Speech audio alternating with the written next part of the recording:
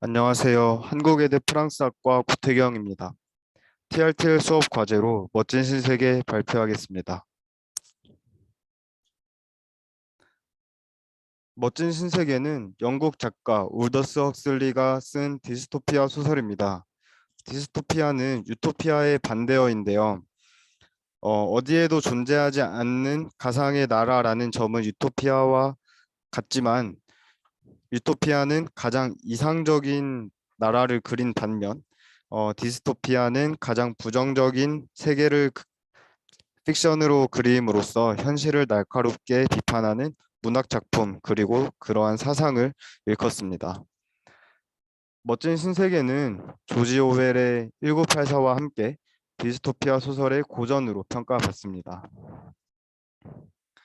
저는 올더스 헉슬리가 이 책을 통해서 과학과 기술의 발전이 인간의 행복을 담보할 수 있는가, 진정한 행복이란 무엇이고 어떻게 얻을 수 있는가, 그리고 인간은 어떻게 살 것인가 라는 미래 인류의 실존적 고찰에 대한 의문을 제기했다고 생각을 합니다. 먼저 멋진 신세계의 시공간적 배경을 설명해 드리겠습니다. 먼저 이 소설에 나오는 시대는 포드기원 632년입니다. 어, 포드기원이라는 특별한 다른 데서 볼 수 없는 특별한 연호를 사용하는데요. 포드기원이 뭐냐면 미국 자동차 회사 포드의 설립자 헨리 포드가 최초의 양산 자동차인 T형 자동차를 생산해낸 해를 기원으로 삼은 연호입니다. 그리고 이 책에서는 포드기원 632년이라고 명시가 되어 있는데요. T형 자동차가 1908년에 처음 출시되었으니까 시기적으로 본다면 2500년대, 즉 26세기가 되겠습니다.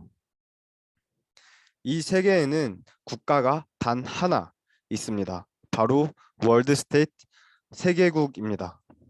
공동체, 통일성, 안정성을 표어로 내건 이 세계국은 이러한 표어에서도 알 수 있듯이 엄청난 철저한 전체주의 국가입니다.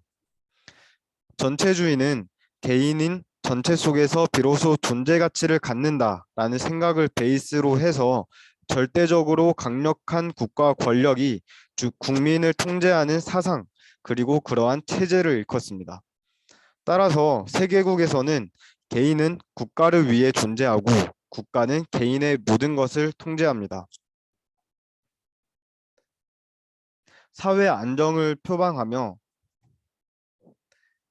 생식 기능, 개성, 인격, 신체, 성생활, 감정 등 인간의 모든 것을 컨트롤하고자 합니다. 이 세계국에서는 사람은 어머니의 뱃속에서 태어나지 않습니다. 어떻게 태어나냐면 인공 부화를 통해서 태어나게 돼요. 인공 부화는 이 세계국 시대에서 현대식 수정 방식에 해당되는데 난소를 도려내고 산채로 보존하다가 특정 액체를 떨어뜨리면 주입시키면 난자가 수정되고 인공 부화기로 옮겨서 이러한 일련의 과정을 통해서 수십 명의 일란성 쌍둥이가 태어나게 됩니다. 이렇게 국가가 생식 기능을 조절을 하고 컨트롤을 하는데 당연히 이 정도 과학 기술이면 불임 여성도 있겠죠. 불임인 여성이 태어나기도 하고 그렇지 못한 여성들도 있는데 법적으로도 그렇고 사회적으로도 그렇고 어머니의 뱃속에서 태어나는 것이 금기시 되고 있기 때문에 불임이 아닌 여성은 피임을 반드시 해야 합니다. 그리고 이 세계에서는 임신, 출생, 어머니, 아버지, 부모, 가족과 같은 이러한 단어들이 음담패설로 간주가 돼요. 예를 들어서 어린 아이에게 똥이라는 단어를 말하기만 해도 까르르 웃어대는 것처럼 이 사회에서 어머니라는 단어를 내뱉기만 해도 굉장히 낯부끄러운 그런 말로 통합니다. 그리고 이것을 위해서 철저한 사상 교육을 합니다. 아버지와 어머니 그리고 가정이 없는 세계국에서는 스파르타나 플라톤이 그린 이상적인 국가들처럼 모든 아이들이 국가의 교육기관에서 교육을 받습니다. 그러니까 인공부화기에 의해서 똑같이 생긴 아이들의 무리가 한 곳에서 어우러져서 주입식 교육을 받는 것입니다. 효과적인 사전교육을 통해서 이 국가는 교육기관은 수면 상태에서 최면 교육을 하기도 하고 같은 말을 일주일에 몇백 번씩이나 듣게 세뇌 교육을 하기도 합니다. 이러한 모든 교육을 총칭하여 습성 교육이라고 일컫습니다. 이러한 습성 교육에는 조건 반사 교육도 포함이 되어 대표적으로 꽃과 책에 대한 조건 반사 교육이 해당이 됩니다. 어린 아이들이 꽃과 책을 만지면 엄청난 굉음과 함께 전기 충격을 줍니다. 이것을 수차례 반복을 하고 이렇게 해서 아이들이 책과 자연을 본능적으로 증오하도록 교육하는 거예요. 만약에 아이들이 이렇게까지 책과 자연을 꽃으로 대변되는 자연을 멀리하게 하는 이유는 바람직하지 못한 책을 읽으면 이러한 통제에서 벗어나게 되고 꽃으로 대변되는 자연을 사랑하게 되면 이 전체주의 국가에서 필요한 노동을 멀리하게 되고 또 고독을 즐기게 되면서 자연스럽게 다른 사람들과 어울리지 못하게 되기 때문이에요. 이 나라에서는 다른 사람들과 어울리는 게 굉장히 중요합니다. 그런데 어떻게 어울리냐면 개방적인 성생활을 통해서 다른 사람들과 어울리는 거예요. 모든 사람은 만인의 소유물이라는 가치가 통용되어 있고 그래서 사적인 감정을 갖지 않고 교제를 하면서도 짧은 시간 동안만 교제를 하는 것을 선호합니다. 이 사회에서 나쁜 관계가 뭐냐면 연인 사이의 나쁜 관계는 사랑의 감정을 갖고 그들의 표현에 의하면 오래 질질 끄는 관계예요. 그래서 어울려야 되기는 하지만 성교를 즐기면서 어, 한 사람을 몇 개 수개월씩 만나거나 한 사람을 만나기 위해서 몇 개월씩 애타는 마음을 가져서는 안 되고 어, 짧은 시간 동안 성교를 즐기면서 쾌락에만 의지하고 만약에 다른 사람이 마음에 들면 곧바로 넘어가는 이러한 관계가 선호됩니다. 이런 관계가 좋은 관계예요. 굉장히 개방적인 성생활을 가지고 있죠.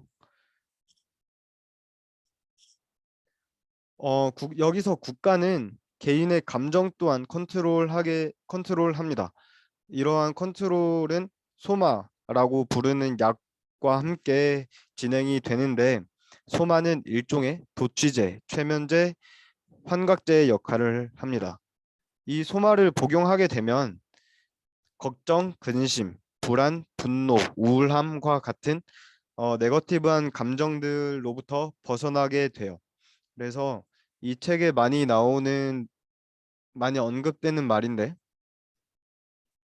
소마 1세제곱센티미터의 양이면 침울한 분위기가 사라진다 라고 말을 많이 하거든요. 그래서 이러한 소마를 통해서 좀 네거티브한 감정들을 절대적으로 배제한다 라고 생각하시면 되겠습니다.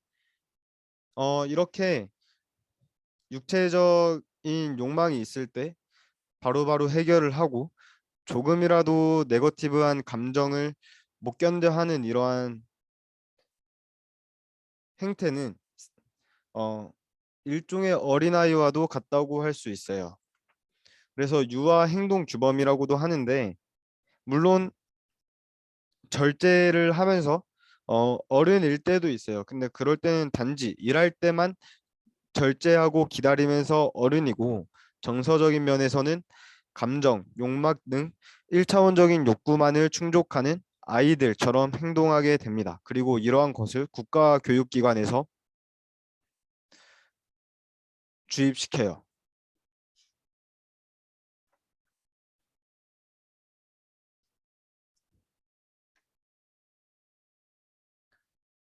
멋진 신세계에 세계국에는 세계국은 철저한 계급 사회입니다.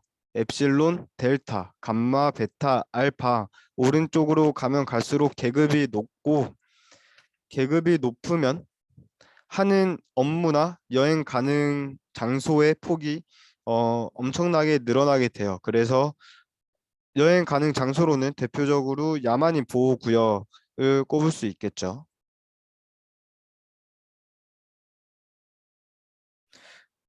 물론 이러한 차별도 있긴 한데 이 사회에서 계급이 갖는 엄청난 중요성이 있어요. 그게 바로 뭐냐면 신체입니다. 신체.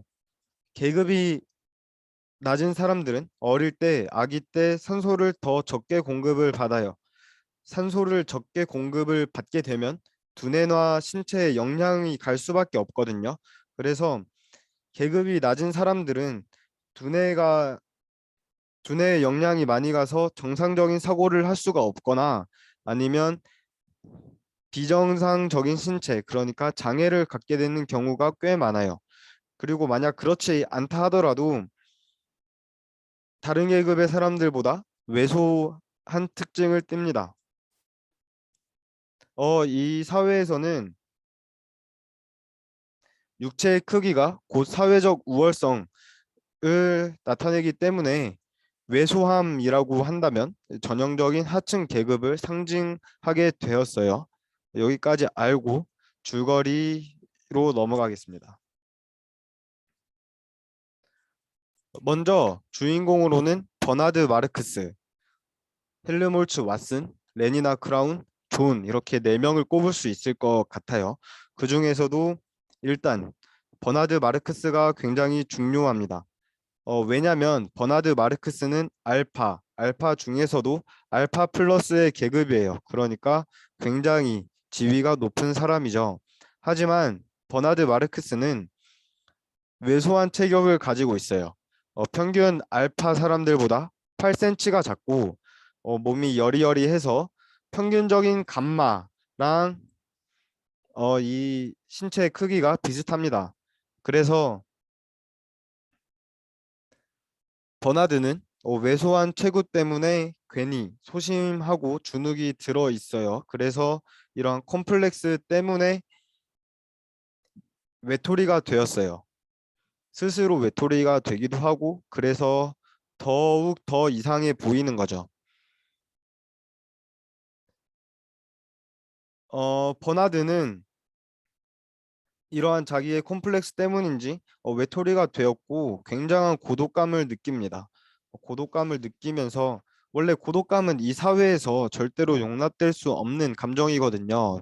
사람들과 어울리는 게 굉장히 선한 미덕이고 자연을 사랑하면 안 되는 것처럼 고독이라는 관념은 굉장히 지양되는 그런 정신이에요. 근데 버나드 마르크스는 이 고독감을 느끼고 있고 심지어 이런 전체적인 컴플렉스 때문에 열등감도 갖고 있습니다. 지위가 높아서 심부름꾼이 집에 많은데 델타 심부름꾼한테 뭔가를 지시할 때도 평범한 알파 사람들이었다면 그냥 신경도 안 쓸 건데 어, 괜히 반항하는 건가 이렇게 느끼는 거죠. 열등감도 많이 가지고 있습니다. 그리고 버나드 마르크스는 굉장히 특이한 사람이에요. 고독을 좋아하기도 하고 남들이 다 좋아하는 장애물 골프를 좋아하지도 않아요. 그리고 사람들과 어울려 다니는 것을 약간 기피하기도 해서 사람들이 오히려 이 버나드 마르크스를 이상하고 오히려 좀 두려워하기도 하는 그런 사람이에요. 버나드 마르크스는 유일한 친구가 한 명 있습니다. 바로 헬르몰츠 왓슨이에요. 왓슨은 버나드 마르크스와 소외감이라는 공통점 때문에 친구가 되었는데요. 이 헬르몰츠 왓슨은 엄청난 고독감을 느끼면서 살아갑니다. 근데 왓슨은 버나드 마르크스와는 약간 결이 다른 고독함이에요. 홀르몰츠는 일단 먼저 알파 플러스고요. 엄청난 지위를 가지고 있죠. 그리고 많은 사람들에게 유능하다는 평가를 받는 훌륭한 사람이에요. 그래서 교사 역할을 하고 있고, 근데 문제는 너무 유능했어요. 너무 지나치게 유능해서 정신적 과잉 상태가 된 거죠. 나는 우월해. 나는 우월한 사람인데 너흰 왜 그래? 아, 나 너네랑 있기 싫은데? 약간 이런 느낌이에요. 그래서 그의 인생에 있어서 운동과 여자 그리고 단체 활동이 더 이상 최고의 가치가 아니게 되었어요. 원래 이 사회에서는 그러면 안 되거든요. 그래서 헬르몰츠는 굉장한 지금 고뇌에 빠져 있는 상태입니다. 그리고 믿을 수 있는 친구인 버나드에게 이런 고민을 털어놓으면서 둘이 이런 얘기를 하면서 지내갑니다. 그 다음은 레니나 크라운이에요. 이 여자는 조금 독특한 취향을 가지고 있어요. 왜냐하면 다른 사람들과는 다르게 오래 연애하고 싶어하는 특징을 가지고 있거든요. 지금 레니나 크라운은 헨리 포스터라는 남자친구가 있어요. 근데 이 남자친구랑 4개월 동안 사귀고 있는데 주변에 페니라는 친구가 왜 그렇게 오래 사귀냐? 그러면 좋지 않다라고 할 정도로 오래 사귀고 약간 독특한 취향을 가지고 있어요. 사람들은 버나드를 이상하게 보고 약간 기피하는데 레니나 크라운은 오히려 그런 버나드가 매력 있는데 하면서 호감을 느끼게 돼요. 그래서 레니나는 버나드와 함께 같이 가게 됩니다. 여행을 어디로 가냐면 야만인 보호구역으로 가요. 야만인 보호구역은 한마디로 야만인이 사는 곳이에요. 어,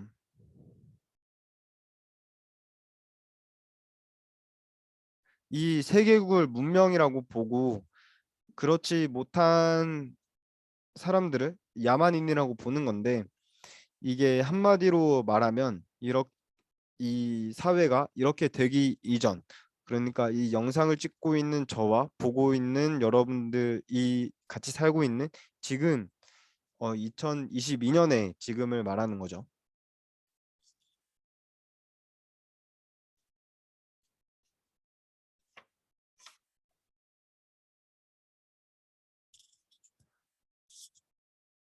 이 야만인 보호 구역은 세계국과 완전히 정반대에 있어요. 어떤 것들이 차이가 있냐면 어,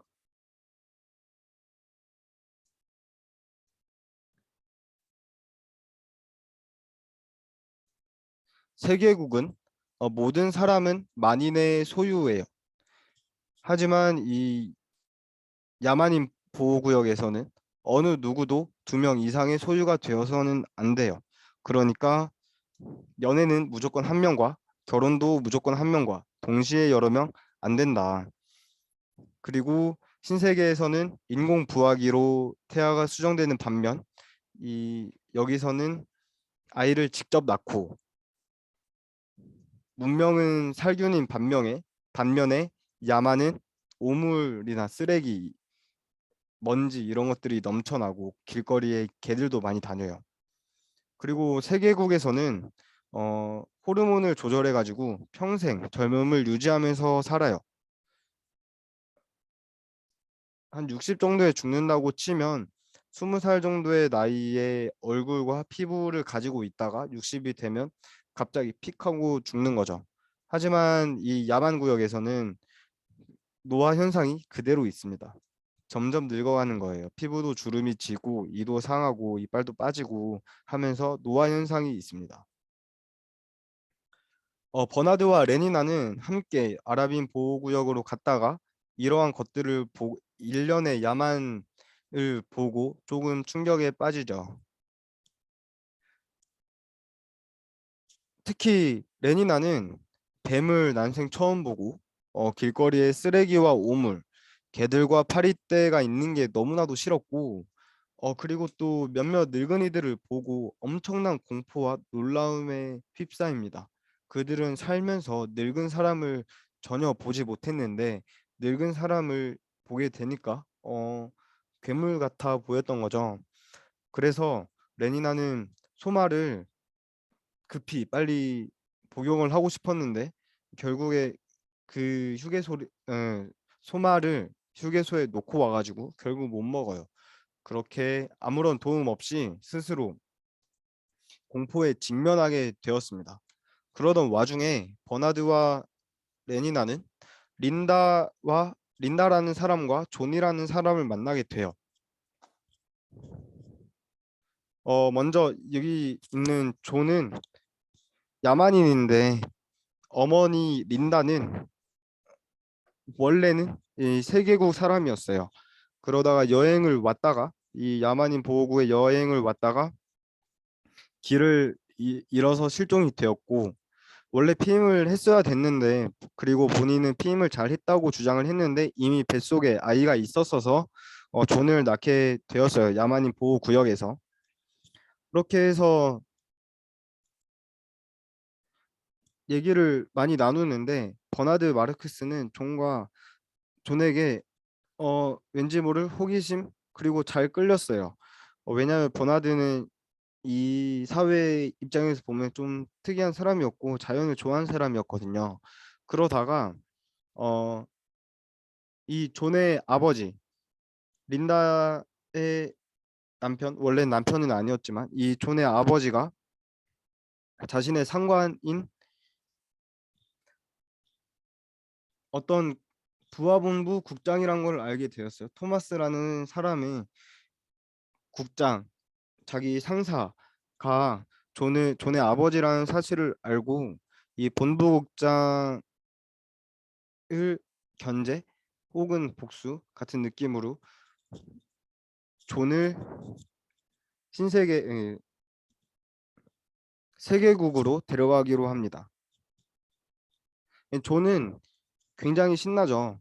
원래 존도 이 야만 사회에서 외톨이였어요. 왜냐하면 어머니가 세계국 사람이었잖아요. 굉장히 개방적인 성생활, 그런 거에 익숙해져 있는 사람이었는데 그러다 보니까 많은 이 야만 보호구역에 와서도 많은 남자들과 성관계를 맺게 되었고 그러다 보니까 그 남자들의 와이프, 아내들이 와서 폭행을 하기도 하고 괴롭히기도 하면서 자연스럽게 존도 이 사회에서 외톨이, 이방인 이런 취급을 받게 돼요. 그래서 존도 굉장히 심적으로 힘든 상태였는데 버나드 마르크스가 같이 세계국으로 가자고 하니까 좋았던 거죠.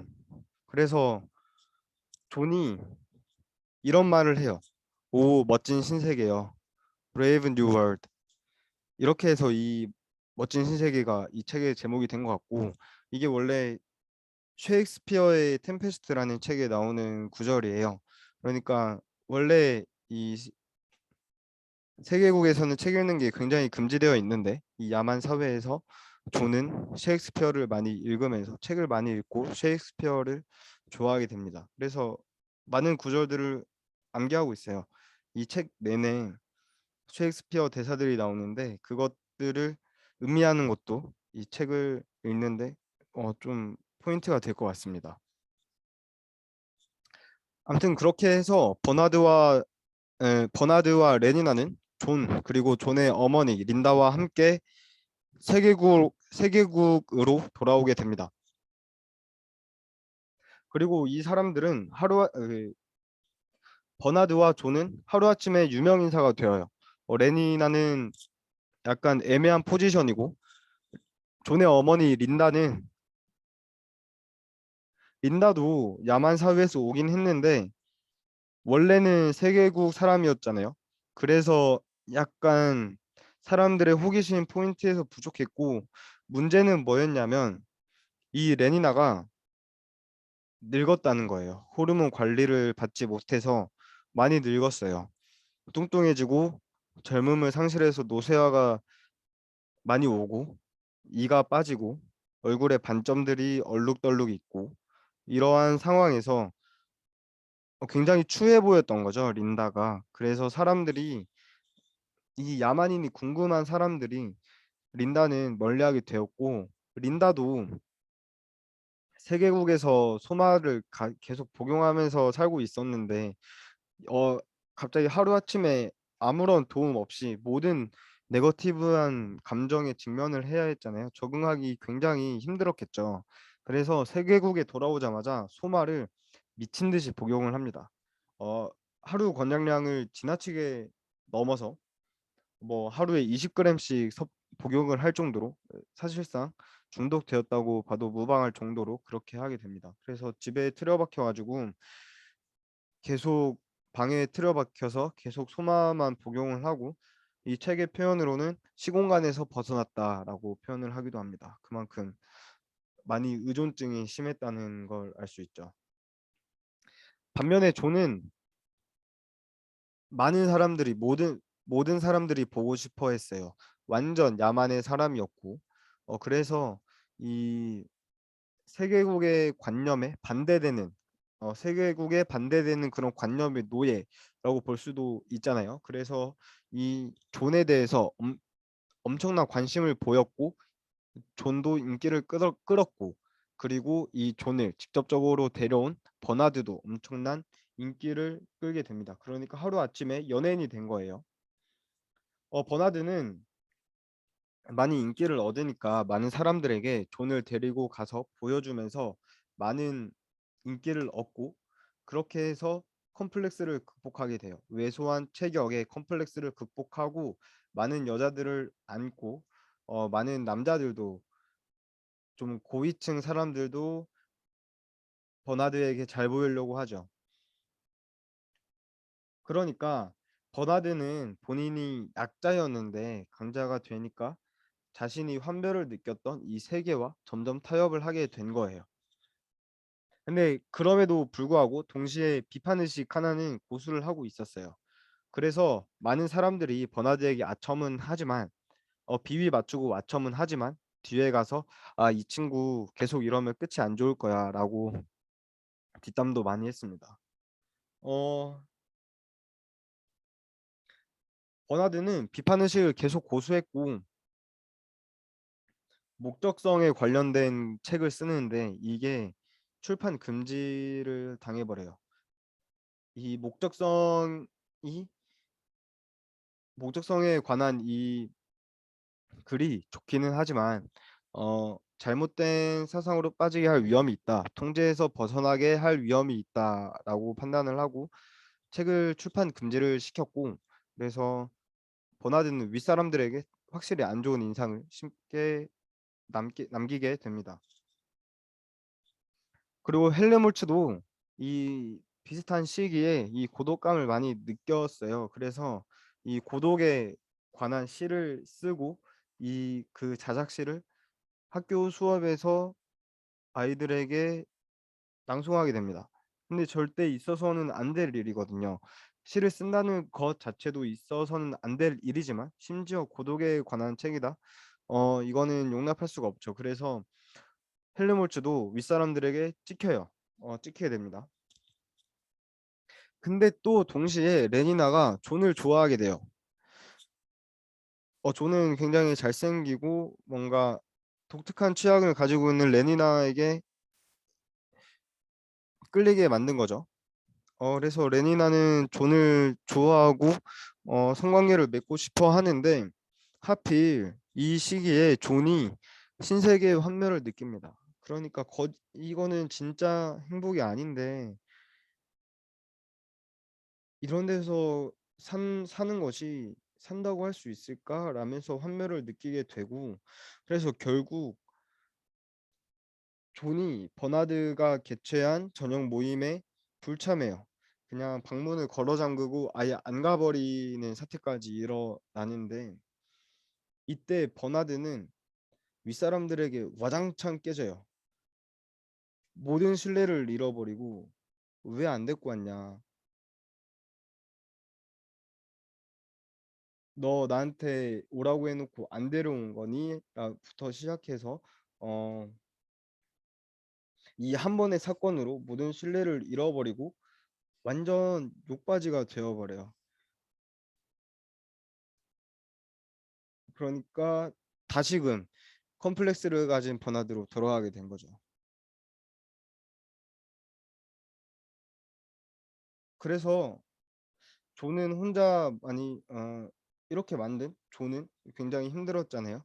이 존은 그나마 인간성을 유지하고 있던 헬름홀츠와 굉장히 가까워집니다. 둘 다 고독을 느끼고 있었고 약간 공통된 그런 게 있었죠. 그래서 헬름홀츠는 자신이 쓴 고독에 관한 시를 낭독하고 존은 셰익스피어의 책을 낭독하면서 이렇게 많이 가까워지게 됩니다. 그러다가 어느 날 레니나가 존을 찾아가요. 찾아가서 어, 자기와 성관계를 갖자라고 말을 하는데 존도 레니나를 사랑했어요. 레니나를 사랑하긴 했는데 존은 이 신세계 세계국의 환멸을 느끼고 있었잖아요.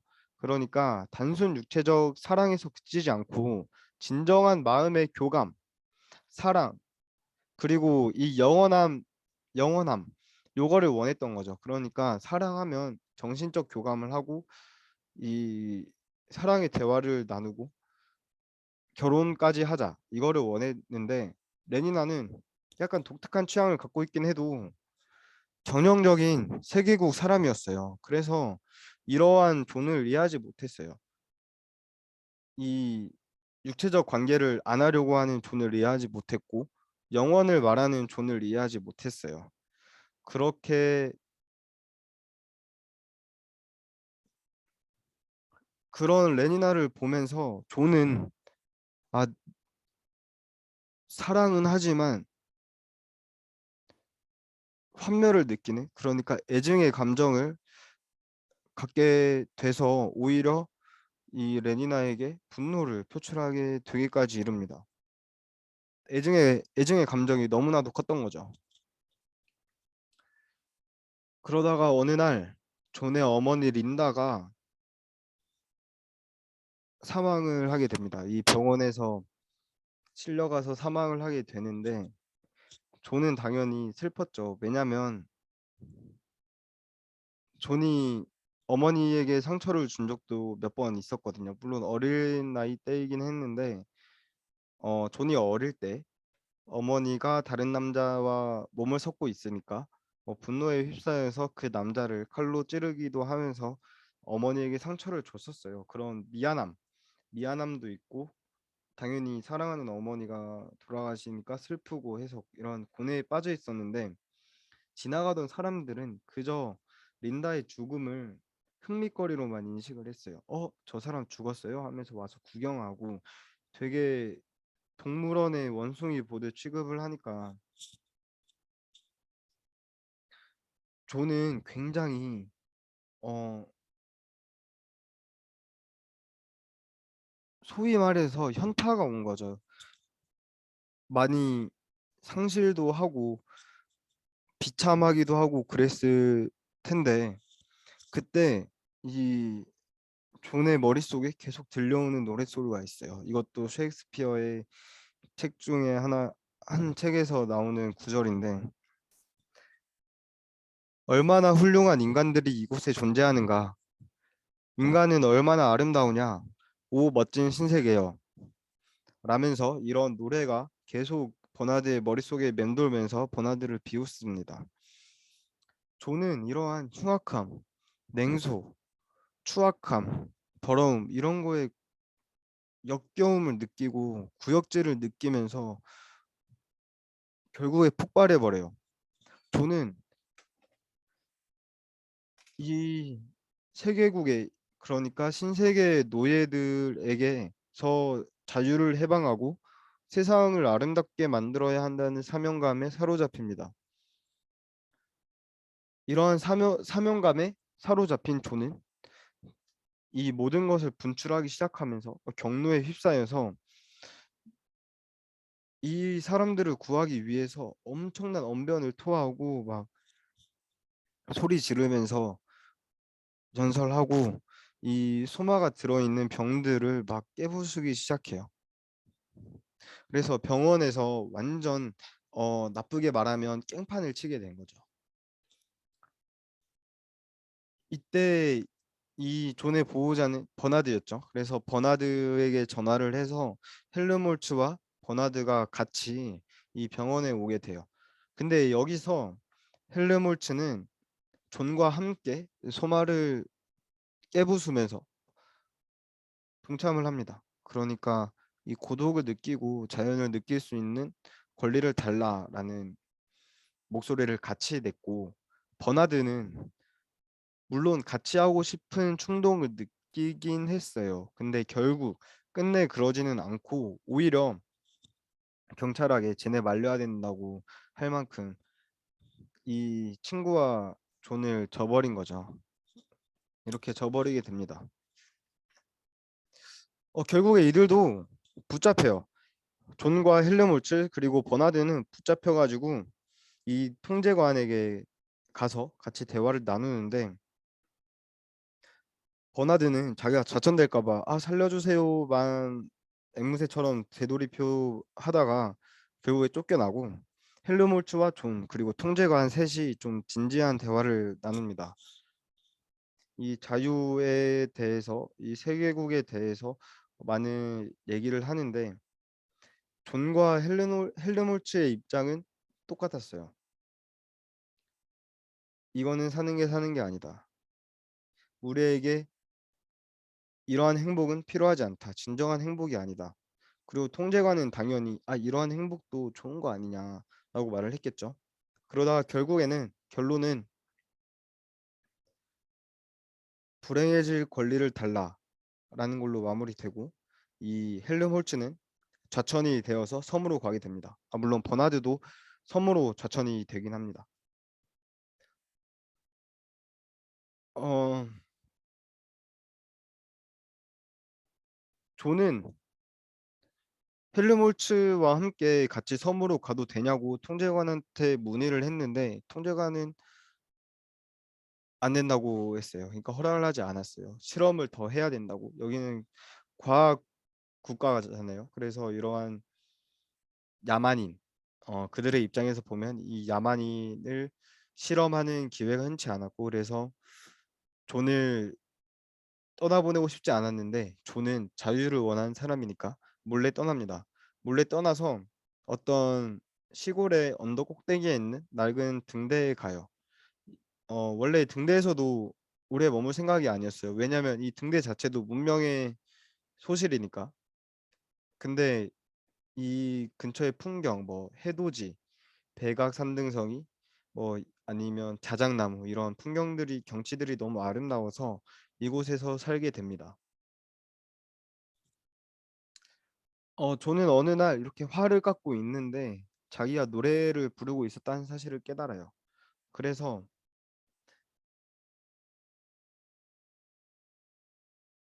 갑자기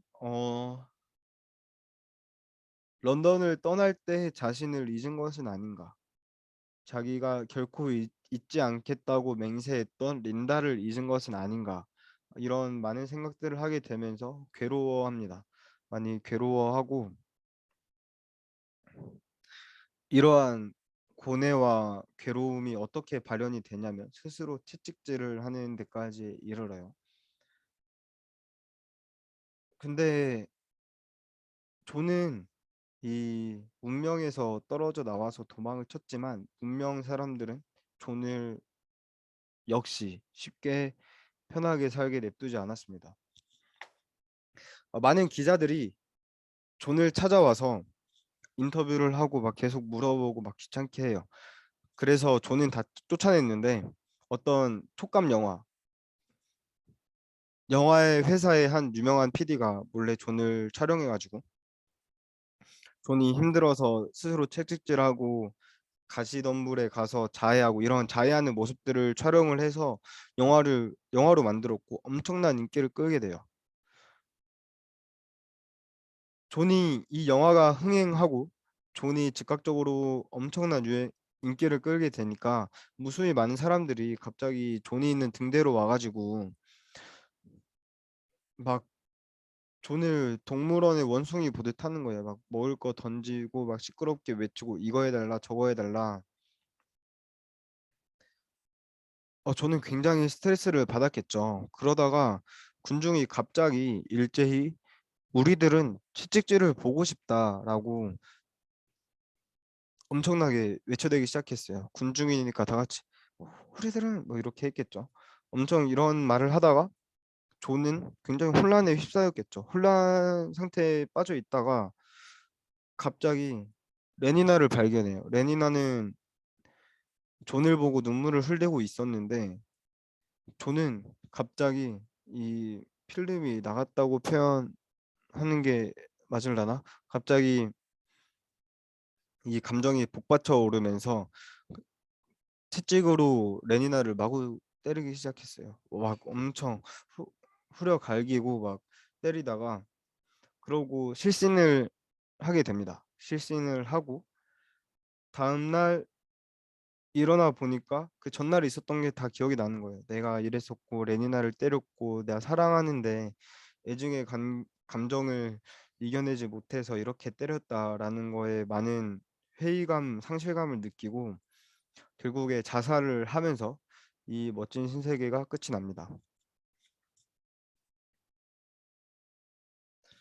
지금까지는 멋진 신세계의 시대 시공간적 배경 그리고 상황을 설명드렸고 줄거리까지 말씀을 드렸어요.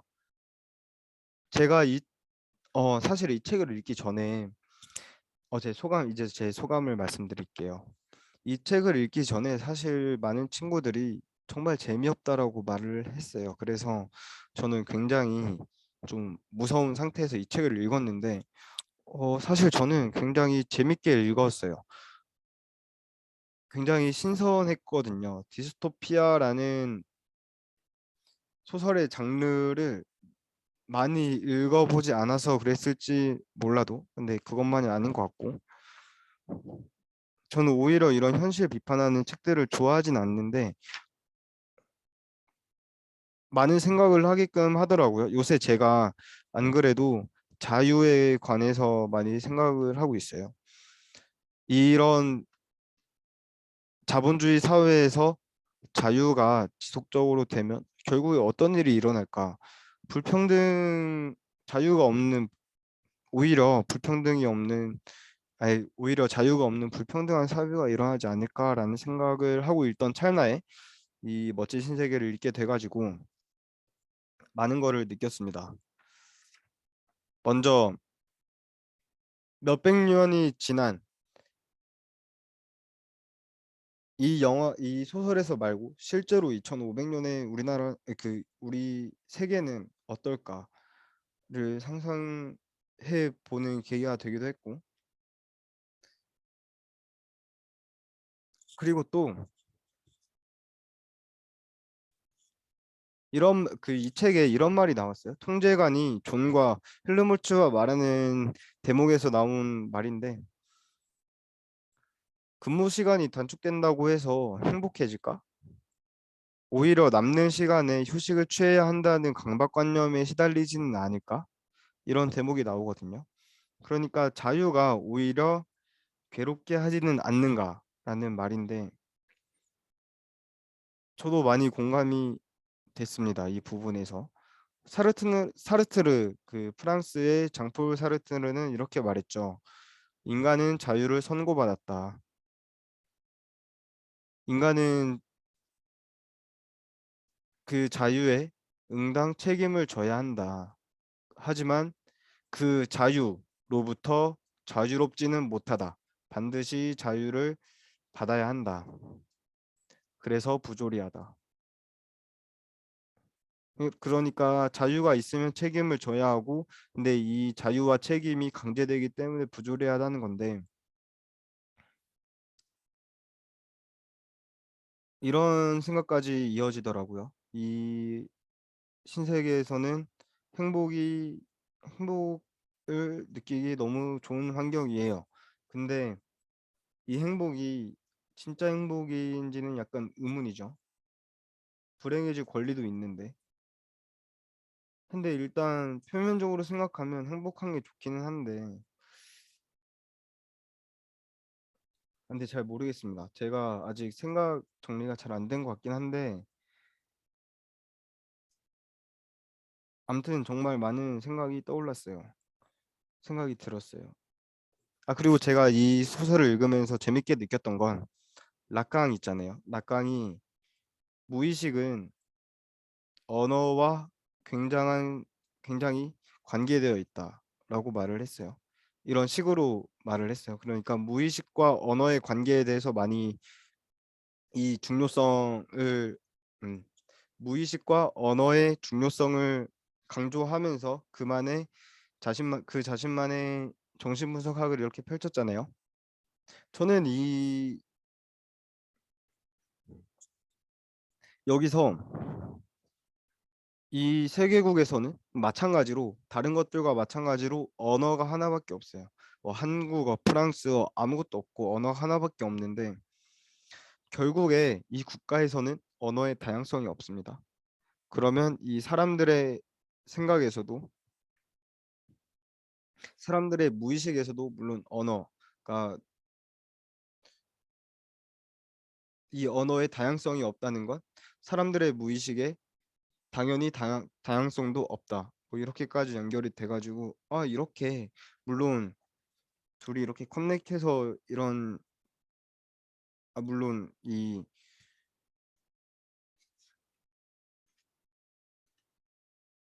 올더스 헉슬리가 먼저 태어나가지고 접점이 있는지 모르겠지만 이 라칸과 멋진 세계를 이렇게도 연결 지을 수 있겠구나 생각을 하면서 재미있게 봤고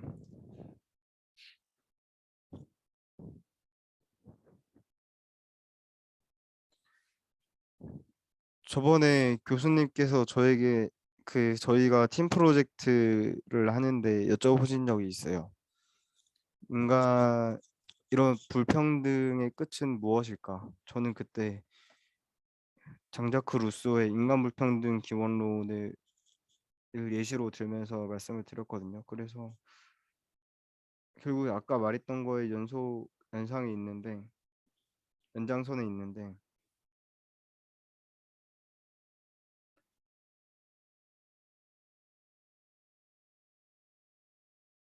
어떤 식으로 가든 뭐를 선택하든 인간의 끝은 자유의 억압일 것 같다라는 생각을 합니다. 물론 해겔은 인간의 역사를 자유의식의 변화, 어, 발전하는 양상으로 보기는 했습니다. 하지만 저는 이러한 자유를 결국에는 억압하게 될 거라고 봐요. 지금 너무 포화 상태에 있는 것 같습니다. 지금 사회를 보면 이 자유를 주장하다 보면 밑도 끝도 없어요. 예를 들어서 제가 담배를 필 권리, 근데 제 옆에 있는 사람한테는 담배 냄새를 안 맡을 권리, 뭐 이런 게 충돌이 되면 밑도 끝도 없더라고요. 그래서 아, 결국에는 이 모든 것을 강제하기 위해서는 너무나도 불어난 자유를 어쨌든 억압을 해야 되니까 사회라면 이 억압을 하기 위해서 엄청나게 강력한 집단이 생기지 않을까라는 생각을 하고 물론 멋진 신세계처럼 될지는 모르겠지만 뭐 아무튼 그런 생각을 했습니다. 제가 제 생각이 미처 마무리되지 못한 채로 횡설수설한 것 같아가지고 많이 아쉽습니다. 이상으로 발표 마치겠습니다.